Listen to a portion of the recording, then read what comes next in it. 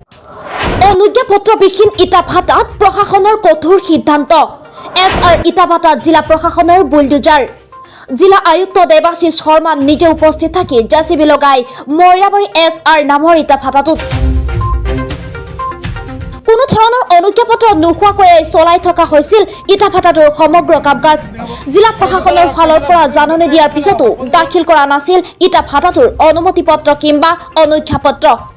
সোমবাৰে ইটাভাটাটোৰ মাটি কঢ়িওৱা ট্ৰেক্টৰৰ খুন্দাতে তাতে নিহত হৈছিল এজনী কণমানি 7 বছৰীয়া শিশু, যাৰ ফলত যোৱাকালি স্থানীয় দণ্ডাধীশে তলা ওলোমাই দিছিল মইৰাবাৰীৰ SR ইটাভাটাটোত।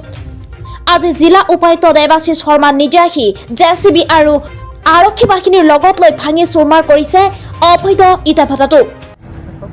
আমাৰ মৰিগাঁও জিলাত আজি প্ৰায় 3 মাহৰ আগতে আমি অবৈধভাৱে চলি থকা যিবোৰ ইটাভাটা আছে, মই সকলোখিনি ইটাভাটা বুলি নকওঁ, কিন্তু সৰহসংখ্যক ইটাভাটাই যোনটো আমাৰ ৰিক্লাছিফিকেশ্যন বুলি কয়, চৰকাৰী মাটিত তেওঁলোকে বহুতেই কৰিছিলে, সেইখিনি বাৰু উচিত কৰা হৈছে, কিন্তু খেতিৰ মাটিত তেওঁলোকে কোনো পাৰ্মিশ্যন নোহোৱাকৈ তেওঁলোকে যেনেকৈ বিচাৰে তেনেকৈ ইটাভাটা এটা বনাব নোৱাৰে। তাত পলিউশ্যনৰ কথা আছে, মাটিৰ ৰিক্লাছিফিকেশ্যনৰ কথা আছে, কিন্তু সেইবোৰ কোনো ধৰণে নবনাকৈ আমাৰ কাঠফুলাৰ দৰে মৰিগাঁও জিলাত আমি দেখিবলৈ পাইছোঁ যে বহু সংখ্যক তেনে ইটাভাটা মানে কাঠফুলাৰ দৰে গঢ়ি উঠিছে, য'ত তেওঁলোকে কোনো নিয়ম নীতি নমনাকৈ যোনবোৰ এতিয়া এই ইটাভাটাটোৱে চব একেবাৰে চহৰৰ মাজমজিয়াত আজি পলিউশ্যনৰ বিষয়ে কিমান পৰিৱেশটো প্ৰদূষিত কৰিছে সেইষাৰ কথা তেওঁলোকে নাচায়। ভাবে যে মাটি টুকুৰা মোৰ ম্যাদী মাটি আছে, মই যি খুচি তাতে সেইটো কৰিম। তাৰ লগতে যোৱা পৰহি যোনটো কৰুণ ঘটনা ঘটিলে, সেই তাত মই আচৰিত পাইছোঁ যে কণমানি সেই শিশুটিৰ মৃত্যুৰ পিছতো মোক ইয়াত বহুতো ৰাইজে এটা কথা ক'লে যে মৰিলে যদি মৰিলে, আৰু কিন্তু তাইক এতিয়া ইটাভাটাটো আপুনি একো কৰিব নালাগে। ইটাভাটাটোৰ কোনো কাগজ পত্ৰ একো নাই। আজি এনেধৰণেৰে তেওঁলোকৰ এটা কথাই আমি শুনিবলৈ পাওঁ যে ফিল্ডত তেওঁলোকে মেনেজ কৰি লয়। এই ফিল্ডৰ মেনেজমেণ্ট যোনটো, এইটো অত্যন্ত এটা নিকৃষ্ট কথা, আৰু সেই ফিল্ডৰ মেনেজমেণ্টটো যোনটো তেওঁলোকে কয়, সেই ফিল্ডৰ মেনেজমেণ্টটো কোনো ধৰণে আমি সহি থাকিব নোৱাৰোঁ।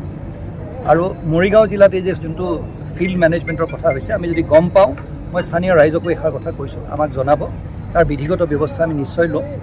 আৰু কোনো লাইচেঞ্চ নোহোৱাকৈ কোনোবাই যেনিবা অকণমান গাড়ীখন চলাবলৈ শিকিছে, ট্ৰেক্টৰখন চলাবলৈ শিকিছে, তাত কোনো তেওঁৰ লাইচেঞ্চ আছেনে নাই, একো কিবা আছেনে নাই সেইটো নোচোৱাকৈ তেওঁলোকে গাড়ীখন চলাবলৈ দি দিয়ে।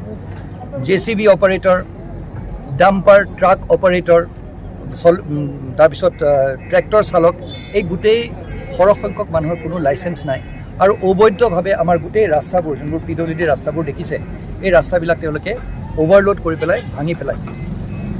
সম্পূৰ্ণভাৱে এটা মানে বিধিগতভাৱে এই কামবোৰ হোৱা নাই, আৰু তাৰ বাবে আমি তৎপৰতাৰে এই ব্যৱস্থা লোৱাটো এইটো আমাৰ কৰ্তব্য, আমি পালন কৰিছোঁ। আৰু মৰিগাঁও জিলাত এনেকুৱা ধৰণৰ কথা আমি টলাৰেট নকৰোঁ। যদি কিবা আমি দেখিছোঁ, আমাৰ চকুত ধূলি মাৰিবলৈ বহুতে চেষ্টা কৰিব, এষাৰ কথা মই জানো, কিন্তু যি ব্যৱস্থা ল'ব লাগে সেই ব্যৱস্থা আমি নিশ্চয় ল'ম। আৰু এটা তেওঁলোকৰ অকল টকাৰ বল থাকে বুলি আজি দুখীয়া দৰিদ্ৰ এজন মানুহৰ সেই কন্যা শিশুটিৰ কোনো ভেলু নাই, আৰু তেওঁলোকে তাত তেওঁলোকৰ টকাৰ জোৰ থকা বুলি তেওঁলোকে যি খুচি সেইটো কৰিব। আপুনি ভাবকচোন, কন্যা শিশুটি ঢুকুৱা আজি 3 দিন হৈ গ'ল, তেওঁলোকে তাত গৈ পেলাই বোলে কিবা এটা দিওঁ নাই। মই সুধিছিলোঁ, গ'ল ছাৰ গৈছিলোঁ, অলপ চিৰা দিলোঁ, টকা 5,000 দিলোঁ। যোনজন মালিক আছিলে সেই মানুহজন ফৰাৰ, তেওঁ নাই ইয়াত। দায়িত্ব হ'ব লাগিছিলে, যদি প্ৰকৃততে তেওঁ ভাল মানুহ হ'লহেঁতেন, তেওঁ আহি পেলাই তেওঁলোকক লগ ধৰিব লাগিছিলে, কিবা সহায়ৰ হাত আগবঢ়াব লাগিছিলে। ভতিজাক কেইটামানক পঠিয়াই দিছে, চিৰা দিছে, বোলে টকা 5,000 দিছে।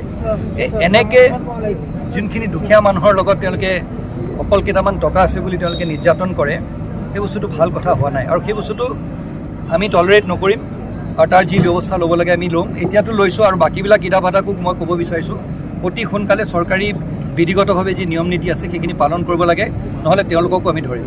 কোনো কম্প্ৰমাইজ কৰা নহ'ব ছাৰ, কোনো কম্প্ৰমাইজ কৰা নহ'ব। চকুত ধূলি। মইৰাবাৰীৰ পৰা বাৰিদা খাতুনৰ ৰিপৰ্ট, বাতৰি লাইভ 24।